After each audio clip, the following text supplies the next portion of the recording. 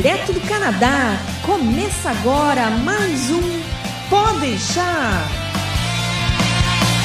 Saudações podeixeiras e poddeixeiros, não estranhem, sou eu mesmo, o Berg, falando aqui de Quebec. Estou abrindo esse programa e eu posso dizer para vocês que karatê, bom ou ruim, se for mais ou menos, te pegam como uva.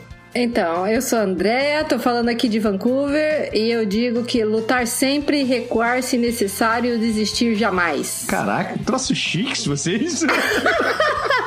Hoje nós temos um entrevistado especial lá de Ottawa, um cara com olhinhos puxados, que tem o apelido de Japa, que ele já cortou, né? Nosso querido amigo Masaru Roshi. Masaru, se apresente. Oi, tudo bem? Temos um novo convidado, uma pessoa que nunca esteve no programa. Pois é. Se você estranhou, é porque hoje nós vamos falar de karatê, né? Inclusive o título é Karatê Muito Além do Sr. Miyagi. Você comecei falando uma frase de um dos filmes, né?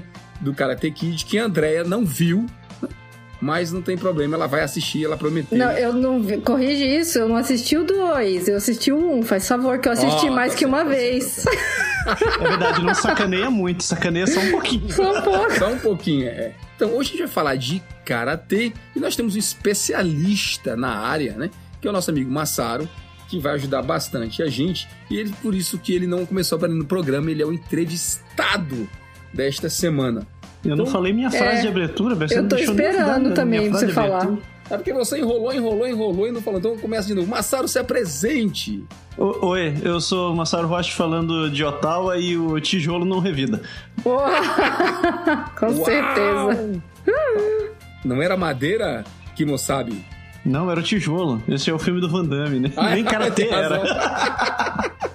Então vai, daqui a pouco a gente volta. Eu passei na frente do entrevistado. Daqui a pouco a gente volta. A gente volta daqui a pouquinho, depois do jabá.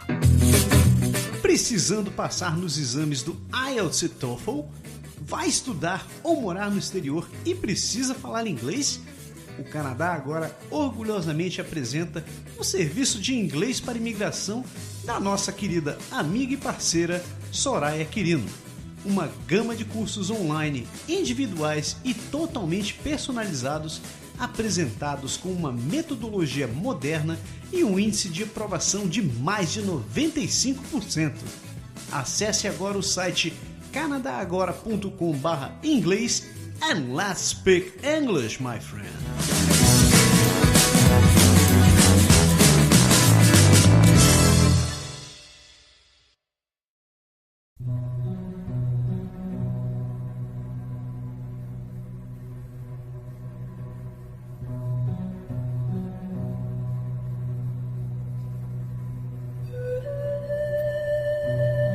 Andar na estrada, Andar do lado direito, seguro.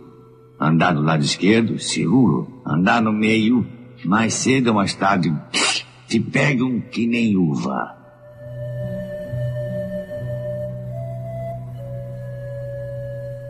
Veja, karatê é a mesma coisa. Ou seu karatê é sim, ou seu karatê é não.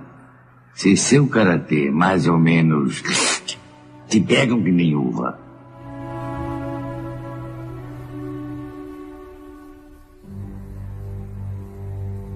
O nosso amigo que vai ser entrevistado, ele escreveu uma pequena introdução aqui que eu achei muito interessante e eu gostaria de ler para vocês, para a gente colocar o tema bem baseado, né? Assim, com muita base. Muita gente conhece o karatê principalmente por causa do cinema. Personagens quebrando tábuas, dando chutes no ar e aprendendo a limpar carros e encerar a casa, criaram um fascínio em milhões de pessoas pelo mundo. Essa arte marcial tem raízes muito mais profundas que começam há mais de 1000 anos, numa época de piratas samurais em um reino muito, muito distante, né? Então o tema de hoje, karatê, muito além do Sr. Miyagi, apesar de que a referência que foi feita aqui ao, né, Daniel-san, mostre limpar a cerca, mostre pintar a casa, essa coisa toda, né? Foi bem Sr. Miyagi mesmo. Eu queria começar exatamente por aí. Meu amigo, me diga uma coisa, né? Quando a gente assistiu o Karate Kid, né, nós somos levados lá para Principalmente o 2 que a Andréa não viu, né? Da gente, eu e você, Que né? ele vai fazer questão de frisar o programa inteiro que eu não vi o 2. Inteiro.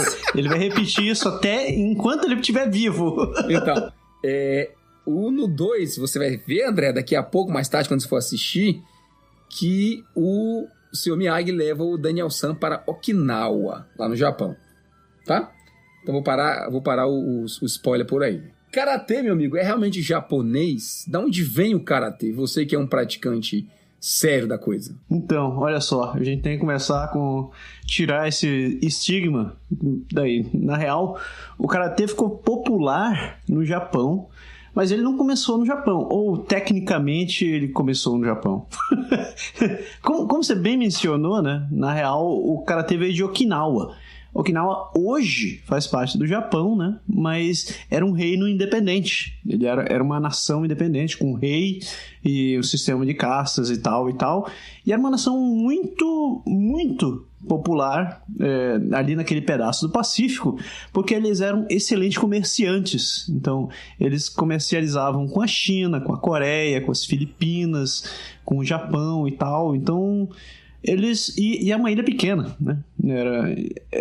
Eles não são muito grandes. Você consegue atravessar a ilha em umas 2 horas, na real.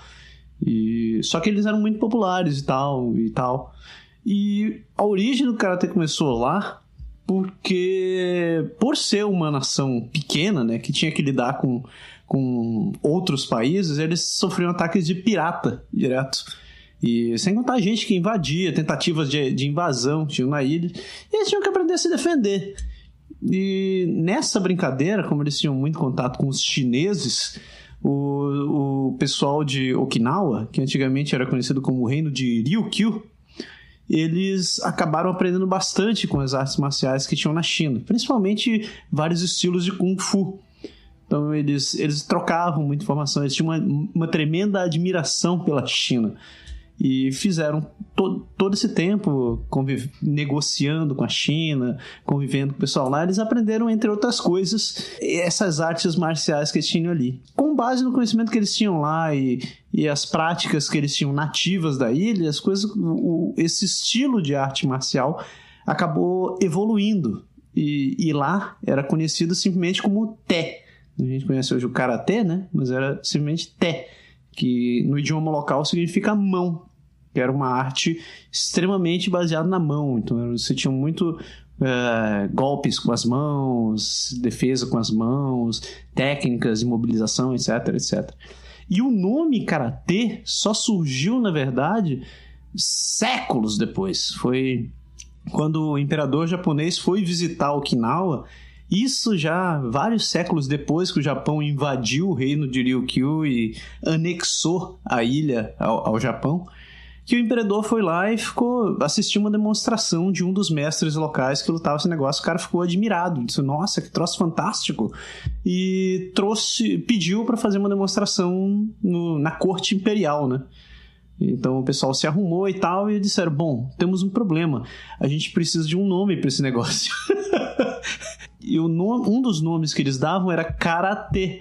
Só que na escrita local, Kara, naquele tempo, tinha uma outra interpretação, que significava China. Então era a mão da China. Então quando eles disseram assim, puta, se a gente levar esse negócio pro Japão, e o Japão tava em guerra com a China na época, não vai cair muito bem. Então a gente precisa achar um outro nome. E um deles teve uma ideia brilhante, disse assim, olha, Kara também dá para ser escrito como vazio. Então vamos mudar o primeiro caractere e em vez de ser a mão da China, a gente diz que foi a mão vazia. Aí o pessoal ficou todo feliz, olhou um pro outro, deu aquele high five máximo e disse, beleza, vamos usar esse nome. E foi assim que o Japão começou a conhecer o karatê. Eles mudaram o kanji, que o kanji com sonoridade de cara poderia ser China ou poderia ser empty, ou vazio. Essa foi a sacada. Eu não fui praticante de karatê, mas realmente o pouco que eu conhecia do esporte falava exatamente disso, de mãos vazias, né? Assim, o significado da expressão karatê era isso, né? Era tipo a luta de mãos vazias. E interessante saber a parte da história que vem com isso. O karatê que a gente vê aqui no Ocidente hoje tem a ver com o que vem da origem japonesa mesmo? Tipo assim, eles seguem realmente o que era para seguir? É realmente a mesma cultura que passou? Porque assim, a gente sabe que do Oriente veio o ninjitsu, veio o taekwondo, veio o karatê, veio o kung fu, veio um monte de coisa a mais. E a gente não tem muita certeza se o que foi vendido para o Ocidente foi realmente aquilo que é a base da coisa, né? Excelente pergunta, meu pequeno gafanhoto. O que aconteceu foi o seguinte, tipo, a gente sabe que o Japão perdeu a guerra, né? E os Estados Unidos tomou controle das ilhas como força de paz, né? Nesse período, Okinawa foi, dentre todos os lugares, deve ter sido um dos lugares onde mais sofreram. Mais ainda do que Hiroshima e Nagasaki, porque Hiroshima e Nagasaki o pessoal ainda foi aniquilado de uma vez só, né? Foram as bombas que caíram. A invasão do Pacífico do Japão começou por Okinawa, então os americanos, a luta ali foi sangrenta, foi violenta mesmo. Mais de 350 mil pessoas morreram na ilha, então eles sentiram isso na pele. Mas durante a época da ocupação, os americanos realmente estavam ali para ajudar mesmo a reconstruir as coisas. A ilha estava em frangalhos, né? Não tinha nada, o pessoal não tinha outra opção a não ser cooperar e tentar ser simpático para poder sobreviver. Nesse meio tempo, tiveram vários americanos que se compadeceram com toda aquela situação, viram a desgraça ali acontecendo e acabaram se relacionando muito bem com o pessoal. Então, muitos dos americanos que estavam estacionados em Okinawa, eles começaram a treinar com os antigos mestres que moravam lá.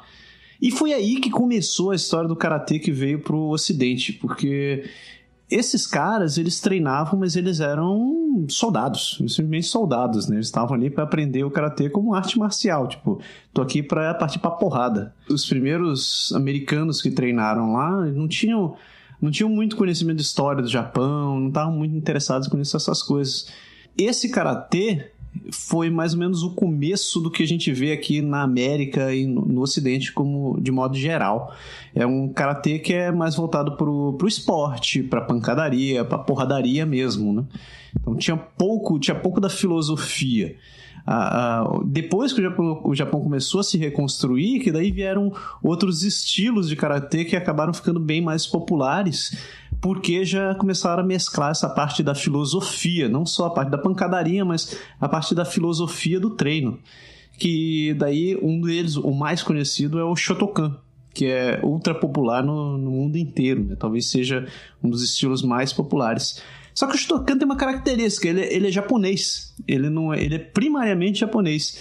Então quando você vê alguém treinando o Shotokan, o estilo do Shotokan, ele é bem militarizado, ele é bem ordenado, ele é bem voltado para forma, e é bem diferente do karatê que se treina em Okinawa. Qual que é o que se treina em Okinawa? Okinawa tem vários estilos. Tem vários estilos ali, né? Então a pergunta poderia ser essa, né? Porque, na verdade, o karatê, ele tem várias vertentes, né? E não... O Shotokan é só uma das mais famosas deles, né?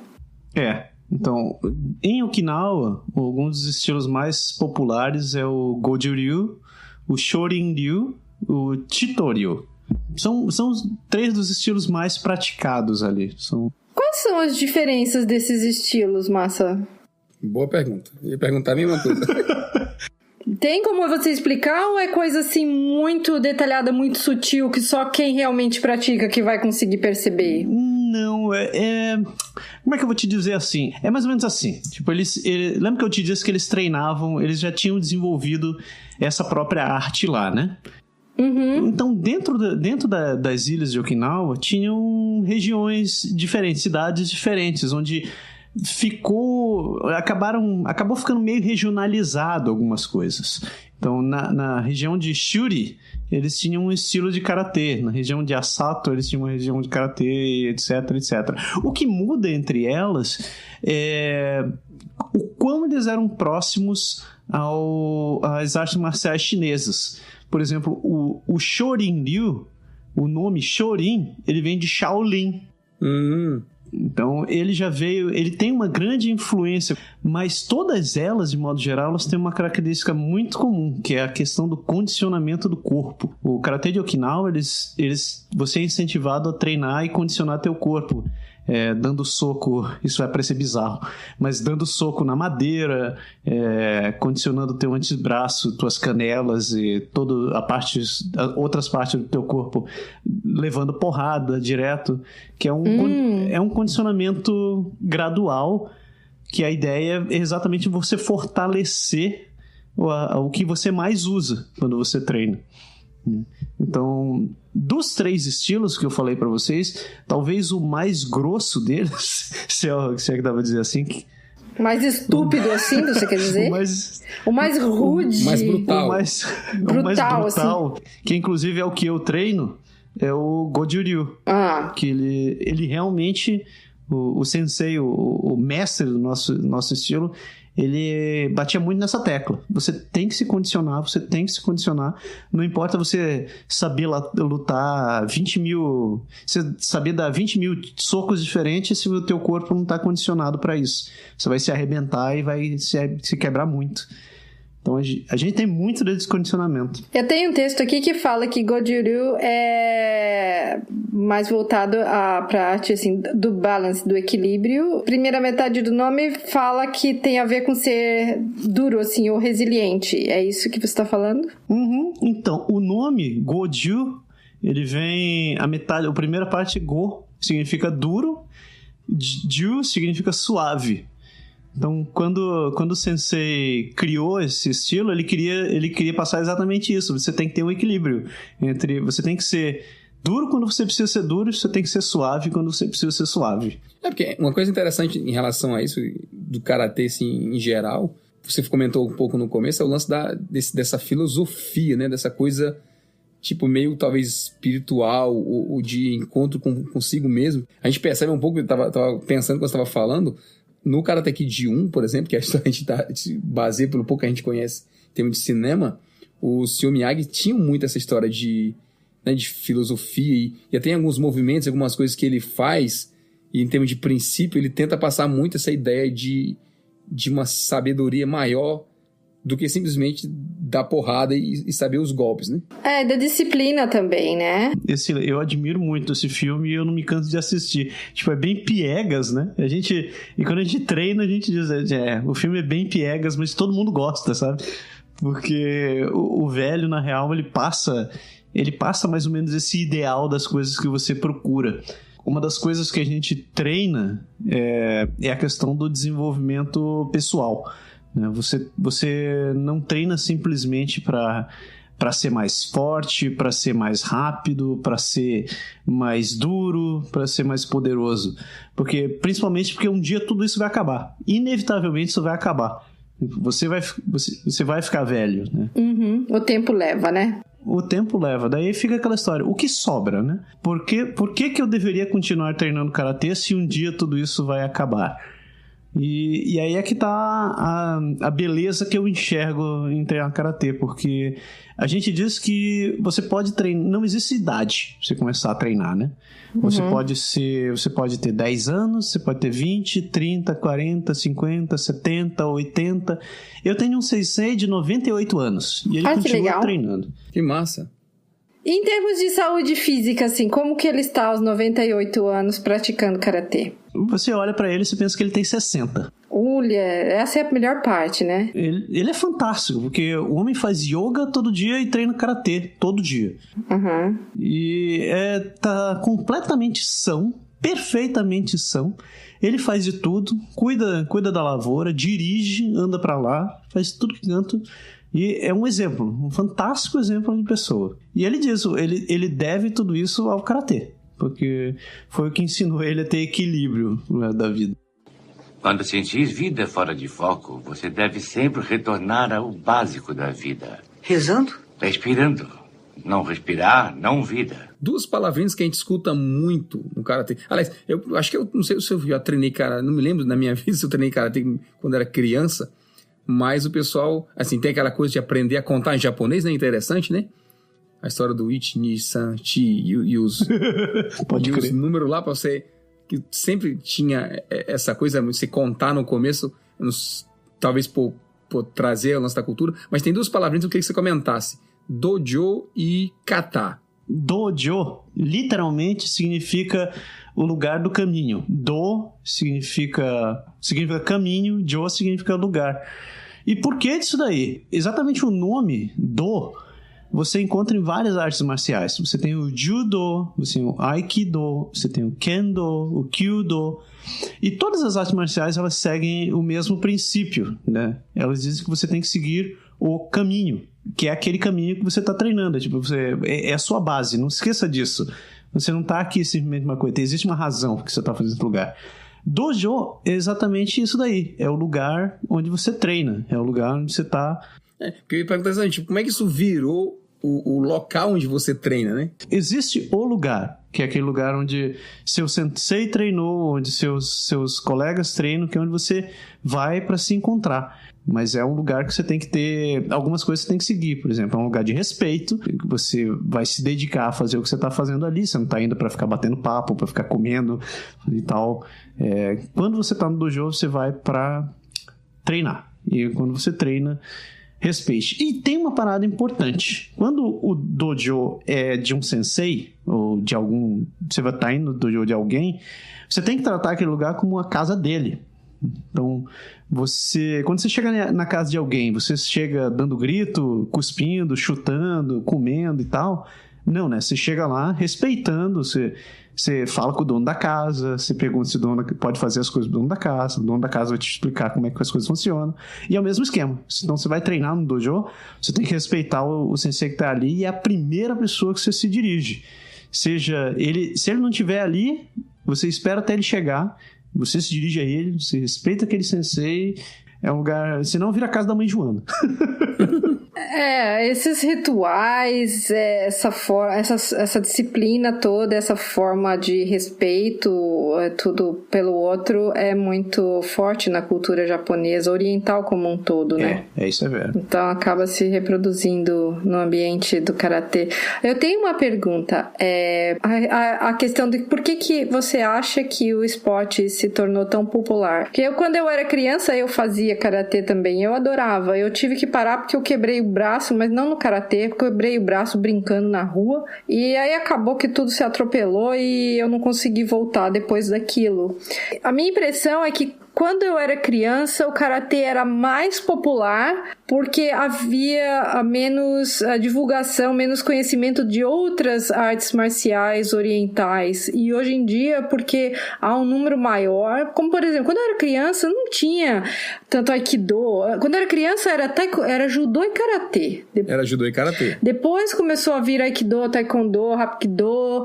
Eu pratiquei judô, por exemplo. Então, a minha impressão é de que o karatê, há algum tempo atrás, proporcionalmente, guardadas as devidas proporções, né? Não vou dar para falar em números relativos, porque o número de população aumentou muito, mas antigamente me parecia ser mais popular do que é hoje. Hoje parece que pelo fato de ter mais artes marciais, essa popularidade assim se dividiu entre os vários tipos de artes marciais. Mas ainda assim é um esporte muito popular. Então são duas perguntas. Você acha que realmente diminuiu? E essa é uma pergunta. E a outra, por que é tão popular? Eu acho que isso se deve um pouco na maneira que a gente... da nossa vida hoje em dia. Mesmo no Japão, uma quantidade de pessoas que se dedicam para alguma arte marcial caiu bastante. Tipo, já não tem mais aquele conceito, eu tô no colégio, eu vou fazer uma arte marcial. Hoje em dia as pessoas estão indo atrás de aprender fotografia, fazer snowboard ou qualquer outra dessas coisas. Era diferente, né? A gente não tinha tanto esporte assim disponível naquele tempo. Eu acho que o japonês está perseguindo mais isso daí. Mas no Ocidente, eu acho que as coisas mudaram também. No Ocidente a gente é muito mais voltado a competir e a ganhar, né? Eu vejo muito isso daí. E, por exemplo, competições de karatê são uma coisa complexa, na minha opinião. Não existe um glamour em você ser um campeão de karatê. Não tanto quanto, por exemplo, você ser um lutador de UFC, ou ser um lutador de MMA, Hoje você tem influência muito grande da mídia, né, cara? Tem. E o jiu-jitsu. Eu acho o jiu-jitsu brasileiro uma coisa fantástica, uma arte marcial que ganhou muita força no Brasil e eu acho genial a maneira como ele se desenvolveu. Eu posso levar porrada se eu tiver isso daqui em público, mas eu acho que em alguns cantos ainda é meio bagunçado. Tem muitas associações, tem muitas organizações e fica complicado você dizer assim, eu sigo tal escola, eu sigo tal mestre, etc e tal.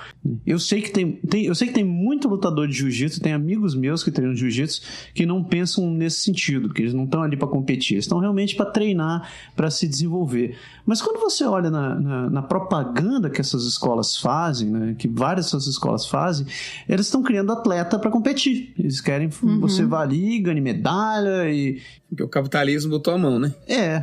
A força do marketing dessas escolas acabou atraindo, obviamente, muito mais gente para praticar esse tipo de esporte.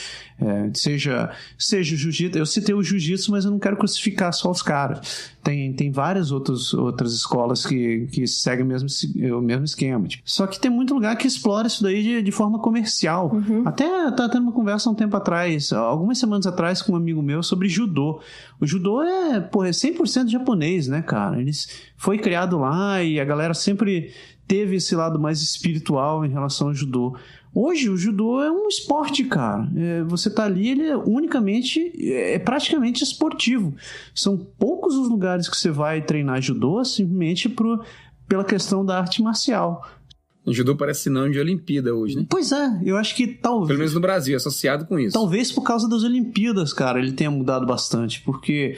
E eu sei isso, eu respeito a vida dos atletas que competem desse jeito, porque o cara tem que se dedicar pra cacete, velho, pra poder ir pra um jogo desse. Sim. É campeonato aqui regional, é campeonato municipal, campeonato nacional, internacional. E se o cara não se dedicar constantemente nesse negócio, ele não chega onde ele quer. Eu respeito, admiro muito quem treina uma arte marcial pelo esporte, mas eu tenho uma opinião pra mim, cara. Se você treinar uma arte marcial simplesmente pro esporte... 1 hora, e isso vai ser bem cedo, teu corpo vai te abandonar. Velho, o empenho que você coloca no corpo para ficar treinando é altíssimo. Você tem que ficar treinando várias horas por dia e treina vários dias por semana. E as competições são pesadas, né? Então você compete com um monte de gente, você compete com gente que tá lá com adrenalina a pico, e às vezes acontecem aquelas fatalidades, que arrebenta um braço, destrói um joelho. Então eu acho muito foda você treinar simplesmente por causa do esporte. Respeito, admiro quem faz isso, mas tipo, não é pra mim. Eu não recomendo alguém seguir simplesmente uma arte marcial por esporte, porque uma hora vai acabar, né? E vai acabar bem cedo. É só você ver a vida útil de um monte de atleta, não precisa ser de karatê nem de arte marcial, mas, porra, vê os caras aí que não treinam golfe, por exemplo. Que golfe também é sacanagem, né? Por que que é tão popular? Por que que ficou tão popular como luta? Como arte marcial, né? Não gosto de falar luta, eu acho que é mais arte marcial. Eu acho que o karatê ficou popular aqui por causa do principalmente do Shotokan. Então, o estilo Shotokan acabou muito popular entre os americanos, principalmente os americanos, que estavam estacionados, seja no Japão ou no Havaí. E quando essa galera voltou, o americano tem uma habilidade muito boa para fazer negócio, né, cara? Esses caras sabem vender uma ideia. E esse lance foi a mesma coisa, eu vi isso no filme do Bruce Lee, quando o ocidental viu esse lance de artes marciais oriental, ficou aquele uau, essa parada é massa, os caras quebram tábua e tal. E isso criou esse imaginário de todo mundo que você conseguiria ser um grande saltador, um cara que quebra tábuas dando rodopios e escambau a 4, assim. E convenhamos, né? É uma imagem assim, você acha massa, né? É muito impressionante quando você vê isso na TV. 6 placas de gelo, né? Como no filme que a Andrea vai ver mais tarde. Obrigado por me lembrar. Muito obrigada. Eu tenho que dedicar esses comentários de vocês ao meu amigo Zé, que sempre faz as referências aos filmes e sempre fica pegando meu pé, porque eu não sei qual é o filme que ele tá fazendo a referência. Vou falar pra ele, você ouça o podcast porque eu falei o seu nome, porque você faz as referências como os meninos estão fazendo agora comigo, porque eu não assisti o filme. O Zé ganhou parceiros. Quando sentir vida fora de foco, você deve sempre retornar ao básico da vida. Rezando? Respirando. Não respirar, não vida. Eu tinha te perguntado do dojo e do kata. Fala do kata um pouco. Kata, a tradução literal de kata é forma. E o kata, principalmente nos estilos de Okinawa, é a base de tudo. Então, muitos senseis até dizem, tipo, você chega lá e pergunta, sensei, eu quero saber como é que faz isso. Ele disse, treine seu kata, desenvolva seu kata. Eles dizem que todo o segredo da luta tá no kata, independente de qual kata que você treine.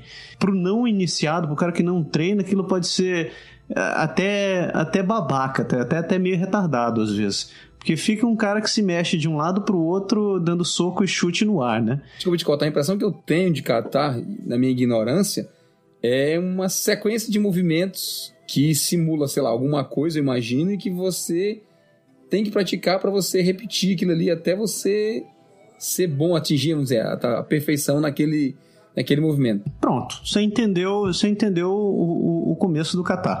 A ideia dali é exatamente essa, você condicionar seu corpo a fazer determinados movimentos. Então é você aprender a dar soco, é você aprender a ficar com o seu corpo reto, é você saber ficar com o corpo duro e mole quando você precisa. E isso é o princípio, é a base de tudo. Eles dizem assim, as primeiras 10 mil vezes que você praticar o seu kata, você vai aprender como fazer ele. Depois dos 10 mil, você vai começar a entender para que ele serve.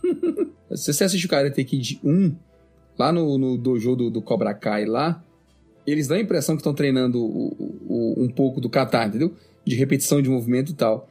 Mas no treino do Sr. Miyagi com o Daniel San não aparece muito. Ele não vende essa... Né? Ele vende aquela ideia de você repetir um movimento braçal para você adquirir a precisão do golpe, mas não passa muito a filosofia de aprender a sequência do movimento. Você vê muito pouco isso no filme. É verdade, tanto que quando o André for ver o terceiro filme que ela ainda não viu, ele...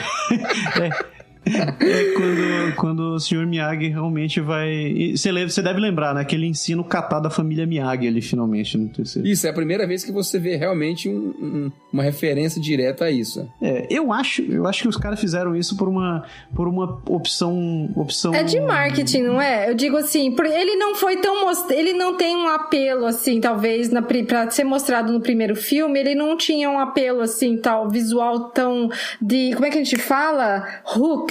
Aquilo de prender a atenção, de pegar a sua atenção, entendeu? Então talvez fosse monótono. Então eles tentaram meio que romantizar a coisa, criando lá a pintar, né? Fazer as técnicas da pintura lá, ele pintando a cerca, pintando não sei aonde, pra repetir o mesmo movimento, porque isso é uma forma de você romantizar, de você florear aquela história e tornar aquilo mais atrativo aos olhos de quem tá assistindo, né? Eu acho que basicamente foi isso, né? Porque foi exatamente a mesma coisa que você vê no filme do Jack Chan. É verdade. Entendeu? É repetição, sem meio saber por quê, mas tudo bem que nos dois filmes estava num contexto, a competição, né? Não tinha nada de filosofia, não tinha muita coisa, você tinha que aprender a lutar para ir pra competição, pro torneio, né? Mas isso da repetição tem muito a ver com a técnica oriental, japonesa, de aprendizado de várias coisas, né? O Kumon mesmo é assim também, é uma coisa, né, para as crianças aprenderem matemática, japonês, inglês, português, é muito repetição, baseado em... eles levam muito a sério, assim, põe muito em prática o ditado, né? Practice makes perfect, né? A prática leva à perfeição, é tudo com base nisso, né? É bem isso. E lembra que eu te disse que os estilos de Okinawa, eles são bem voltados para você se condicionar a fazer uma coisa? Era isso que hoje eu enxergo ele fazendo nos filmes lá, tipo aquela história de ficar lavando o carro, pintando a cerca e tal. Claro que não é isso que você faz quando você treina hoje em dia, mas a ideia tá lá. O músculo acostumar com isso, né? É porque essa é a forma que o corpo da gente tem de aprender, de assimilar, e aquilo começa a ser como se estivesse correndo no seu sangue.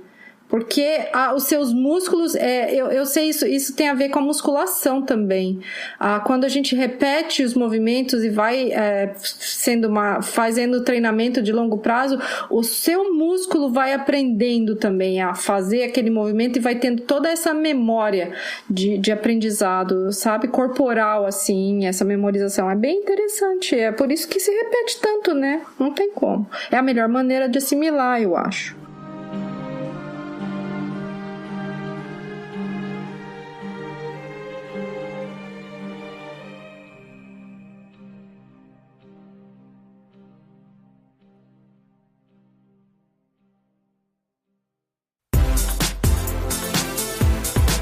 Você sabia que buscar atendimento no exterior pode custar alguns milhares de dólares? Então por que viajar sem contratar um seguro viagem?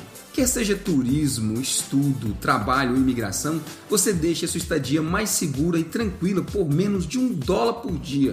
Incrível, não? Seguro viagem do Canadá Agora e Energia Finances. Sua saúde e a dos membros da sua família. Acesse agora o site canadagora.com/seguro viagem e contrate o seu.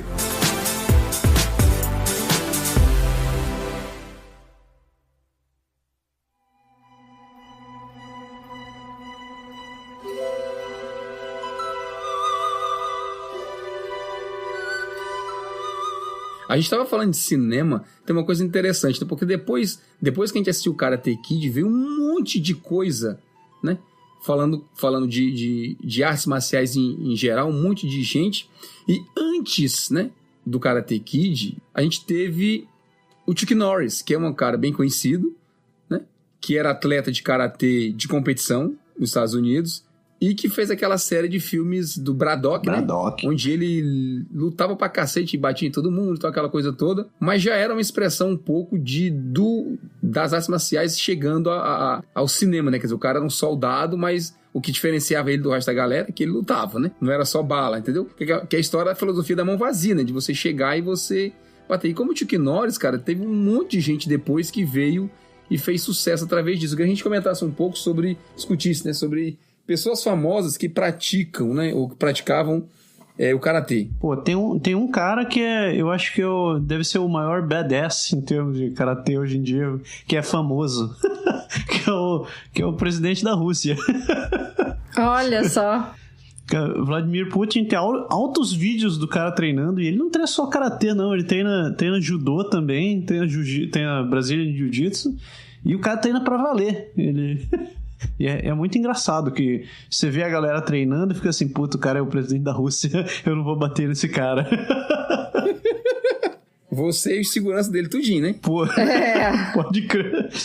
Outro que treina no karatê também, Jean-Claude Van Damme, cara. Jean-Claude Van Damme, bem conhecido. Outro também que é muito conhecido, que fez aquela série de filmes Blade, Wesley Snipes. Sério?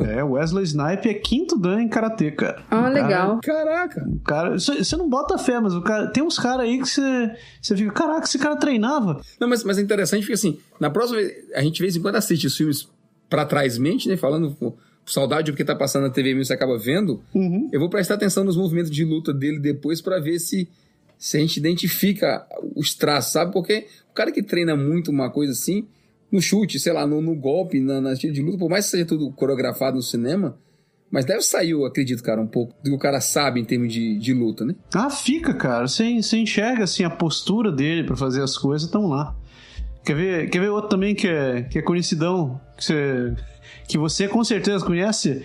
O Drago. Dolph Lundgren? Dolph Lundgren. O cara é 4º dan em karatê, cara. Aliás, é verdade. Eu acho que eu já vi em alguma coisa, algum filme, alguma coisa, ele de kimono, essas coisas assim mesmo, com cara de treino. Não tem nenhuma mulher, não? Só tá falando de homem. Tem uma, mas eu não sei se você conhece, que é a Zara Peter. Ela também, eu acho que ela é 3º dan em karatê. Outra que treina pra cacete, e ela começou a treinar por causa do filme, é aquela menina que fez Kick-Ass. Chloe Grace Moretz. Isso, é uma lourinha. Mas ela também treina e, pô, treina pra cacete. Ela começou a treinar por causa do filme, porque ela queria fazer as coreografias e queria que fosse mais real, e daí começou a treinar. Claro que a outra você conhece, né? A Ronda Rousey, que era campeã de UFC. Ela também treinou karatê, mas a linha dela é judô mesmo. Lembra do Sonny Chiba? Ele treinou uns 4 tipos diferentes de karatê. E... lembrei de onde ele fez. Ele é o cara que faz a espada da Uma Thurman em Kill Bill. Ele não aparece lutando, né? Mas você sabe quem é o cara. Sim, ele é conhecidíssimo, ele é conhecido demais. Tô vendo aqui a imagem dele agora. Ele é conhecido pra caramba em termos de filme oriental. Lembra daquele filme O Ninja, Berg? Uhum. Então, lembra o cara que treinou o americano? O velhinho? O japonês? Sim. Então, o japonês é o tal do Sho Kosugi, né? Ele também é não sei quantos dan em karatê também. O cara também luta pra cacete. A pergunta que não quer calar. E o Pat Morita? E o Pat Morita? Então, eu não podia deixar de falar isso daí. Nem que seja pra última citação. O Pat Morita, cara, ele na real... Quem fez as cenas dele no filme não foi ele, né? Só que o cara que fez as coreografias dele, ele sim, era japonês, ele lutava karatê pra cacete. O nome dele era Demura Sensei. Ele é japonês e também treina karatê. Eu acho que Sensei Demura tá vivo até hoje. Mas o cara tem uma história muito legal. Tem um documentário dele no Netflix que é o The Real Mr. Miyagi. Eu vi, cara. Eu vi falar isso aí também. Mas eu não assisti. Cara, se você não viu, assista. É muito, muito legal mesmo. Muito legal. Tem no Netflix, né? Tem no Netflix. Tinha, não sei se ainda tem. Foi lá mesmo, eu comecei a ver, mas eu não terminei de assistir, não. É muito mais. Isso, por sinal, você sabe de onde veio o nome Miyagi? Essa é curiosa, não sei. Essa é o easter egg do filme, na real. Miyagi é o nome do criador do estilo Goju-ryu. Tá. Uhum. Então tem uma parte no filme que a Andrea não viu. Obrigada. Que ele... que eles falam exatamente isso daí, que o karatê tá na minha família há muito tempo. E eles quiseram fazer essa referência ao Sensei Miyagi também. Diz, quando a família Miyagi veio da China, etc e tal. Tem uma história bem legal, assim, sobre lá. Pena que a Andrea não viu. Não é pena que a Andrea não viu. O legal é que a Andrea vai ver, tá? Faz favor. Alô, aqui é o Berg do Aprender Francês Agora e eu posso te ajudar a aprender o francês da vida real. As dificuldades que você tem, muito provavelmente, foram as mesmas que já passamos ao longo de mais de 10 anos de teoria e de prática na língua francesa. Então, rapidinho, a dica é: vá lá no site, aproveita todo o conteúdo dele e, sobretudo, não deixe de baixar gratuitamente o guia Como Aprender Francês na Prática. aprenderfrancesagora.com, porque na prática a teoria é outra. A plus.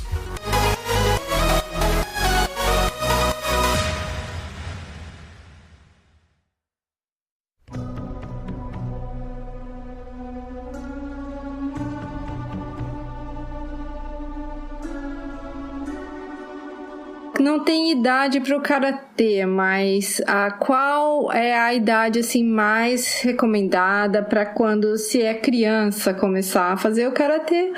Criança, e isso eu vou falar com experiência nos meus alunos. Criança pode começar a treinar a idade que ela quiser, desde que os pais estejam suportando a criança. E eu vou te dizer por quê. Porque tem muito pai que leva a criança pro karatê e joga a criança ali. Você vê que a criança não está motivada, não está interessada, não tem o menor interesse pro que está fazendo ali. E eu entendo um lado, porque, às vezes a criança está ali depois da escola, está cansada, está desmotivada, está isso, está aquilo outro. E quando você vai para lá, às vezes não é a coisa mais excitante do mundo você ficar dando chutes e pontapés enquanto você podia estar brincando de videogame ou com seu tablet. Mas se você tiver um filho e quiser começar a colocar no karatê, entenda por que você está colocando a criança no karatê. Suporte seu filho, converse com essa criatura. Então, explique o que é o karatê. Se você não sabe o que é o karatê, pesquise, estude. O sensei está ali para te ajudar. Então, não existe pergunta estúpida. A pior pergunta é aquela que você não fez. Então, pergunte pro sensei se você não tiver, se você não souber. Se você tá vendo que seu filho tá desmotivado, converse com o sensei, converse com seu filho, mas suporte a criança. Então, respondendo a tua pergunta de modo direto, qual a idade para começar a treinar karatê? Qualquer uma, desde que você saiba porque você tá treinando karatê, né? Então, não coloque seu filho ali simplesmente porque você quer se ver livre dele durante 50 minutos no dia. Então, coloque ali porque você sabe. Como foi a sua jornada, senhor Masaru Roshi, desde que você começou até você ter aí os seus black belt e seus não sei quantos... Cara, eu queria ter começado a treinar karatê quando eu era jovem, mas minha mãe achava que karatê era um esporte muito violento e que só ia trazer malefícios pra minha vida. Então ela me colocou no judô. Eu tinha 7 anos quando eu comecei a treinar judô. Foi mais ou menos a mesma coisa comigo. Então eu treinei judô por 5 anos, aí eu parei, né? Até quando eu tava mais velho, tava com 16 e pouco, eu até comecei a fazer, até voltei a treinar, assim, fiz 1 mês, 2, mas nunca consegui ir pra frente porque a vida tava meio mazona. Eu comecei a treinar karatê já depois de velho. Eu tinha... velho entre aspas, né? Eu tinha 31 anos quando eu comecei a treinar karatê e foi aqui no Canadá, assim, curiosamente. Legal. Foi uma coincidência. Foi uma coincidência porque eu fui na academia e eu queria começar a fazer boxe. E cheguei ali, só vi a placa que tinha boxe, eu fui conversar lá e encontrei o dono da academia e disse, eu queria treinar boxe. Ele disse, por que você quer treinar boxe? Eu falei, Ele te olhou com cara de japonês e falou, por que você quer treinar porque boxe? Porque eu vi a placa. Porque eu vi a placa. Você vai lutar boxe, seu japonês miserável? Eu queria fazer alguma coisa com meu filho, tipo, fazer um troço pai e filho. Aí ele disse, por que você não faz karatê? Eu falei, karatê? Puta, velho, eu tô velho por isso daí, eu não vou fazer essa parada. Aí ele disse, então, começa aí, vê o que você acha. Cara, não foi naquela academia ali, perto, ali atrás da Cato Bujoá, não foi? Aquela mesma. Velho, foi... Minha esposa fez boxe lá. Então, eu lembro, eu vi a tua esposa lá de vez em quando. O Matsuru faz com você, então, desde então ou não? Não, o Matsuru... Você tentou botar teu filho e não teve jeito de botar o filho? O Matsuru começou, mas fez mais ou menos 1 ano, daí parou. A Márcia achou que estava sobrecarregado com os exercícios da escola e era bem aquela época que tinha acabado de chegar no Canadá, então eu achei que tudo bem, dá um tempo pra ele. Mas eu continuei treinando e... Aí, anos depois eu voltei a treinar, ele voltou a treinar, né? Eu voltei a treinar. Eu continuei treinando, aí eu comecei a treinar também em outra escola, tava treinando em 2 lugares diferentes, aí ele começou a treinar na outra, e começou do zero de novo e tal. Aí depois que a gente veio pra Ottawa, ele resolveu começar a treinar comigo também, onde eu tô treinando hoje. E tá aí, tá firme, forte. O moleque recebeu a faixa marrom dele faz 2 semanas. Pô, que legal. Eu, caraca, porra, o moleque tá aqui já, daqui a pouco tá me dando porrada. Ah, meu Deus, se cuida. Isso vai ser divertido. Você falou em faixa marrom, a mudança de cor de faixa simboliza realmente, isso vem do karatê mesmo? Como é essa história das faixas? Bom ponto. Ou é coisa de ocidente? Então, o karatê de Okinawa, o karatê mesmo, ele não tinha faixa. Aquela piadinha que o velho faz no Karate Kid é isso mesmo, que ele pergunta, Sr. Miyagi, cadê a sua faixa? Ele, faixa? Só pra segurar a calça. O Karate de Okinawa, ele originalmente não tinha faixa. O pessoal treinava e não existia essa gradação. A gradação começou quando eles começaram a introduzir o Karate no Japão e falaram, não, vocês têm que ter um método de ensino. E eles se viram assim, puta, o que a gente vai fazer? E na época eles conversaram, alguns dos mestres conversaram com o Jigoro Kano, que era o criador do judô, e ele disse, eu criei esse sistema de faixas pro judô. E eles disseram, isso tá bom, a gente pode usar? Ele pode? Então tá bom, obrigado. E começaram a usar o sistema de faixas do judô, mas no princípio não tinha nada disso, eles tiveram que criar como forma de currículo escolar. Então inventaram esse negócio. Ainda se segue hoje em dia, né? Mas É o que dentro no fundo, quando você conversa com alguém que já tá treinando muito tempo, a faixa não tem muita diferença. Você sabe, você identifica o quanto a pessoa sabe pelo nível de dedicação dela. Então, a faixa, depois de um tempo, ela passa a perder sentido. Inclusive, tem essa história de que a tua faixa, quando você recebe a faixa preta, ela vai começar a descolorir com o tempo, né? Ela eventualmente vai ficar branca. Branca de novo. Branca de novo. Ele diz, então você voltou ao começo. Parabéns.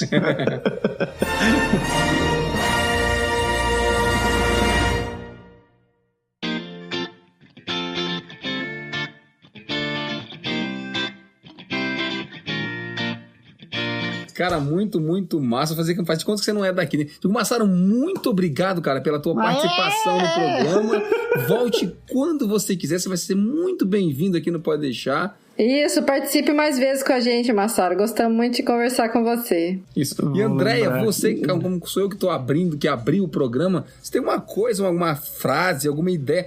Temos um programa, André. Você tem alguma coisa pra dizer pra esse final de programa? Tenho, tem tudo aqui. Tenho uma frase do Jichin Funakoshi, assim que pronuncia, Massaro. Olha, que chique. Considerado pai do Karate moderno, que foi o criador do Shotokan, right? Isso. Aí uma frase dele, eu gostei muito dessa frase que eu li. O objetivo final, assim, máximo do Karatê não é nem a vitória, nem a derrota, mas a perfeição do caráter dos seus participantes. Muito massa mesmo. Eu acho muito legal. Isso é uma das coisas que eu mais admiro, assim, no Karatê, é esse trabalho lá do desenvolvimento pessoal que o Massaro falou. Muito legal. Muito massa. Então, galera, muito obrigado por vocês terem estado aqui conosco. Não se esqueçam de seguir a gente nas redes sociais. O Canadá Agora está no nosso site, canadagora.com. O Pode Deixar tá por aí, a gente tá também no Facebook e você pode escrever pra gente sempre em contato@canadagora.com. Não esqueça de comentar o que você achou desse episódio, o que você achou do Karatê, se você tem experiência sobre o Karatê, se você tem alguma ideia, alguém na família, se quer comentar alguma coisa, por favor, se quer falar do filme, mande comentário pra nós que a gente vai ter o prazer imenso em lê-los por aqui. Então a gente volta na próxima semana com mais um Pode deixar. É isso aí. Ficou tão bom quanto o Massaro, não, mas deve ter dado pro gato. Tchau, galera. Até a semana que vem. Valeu. Tchau.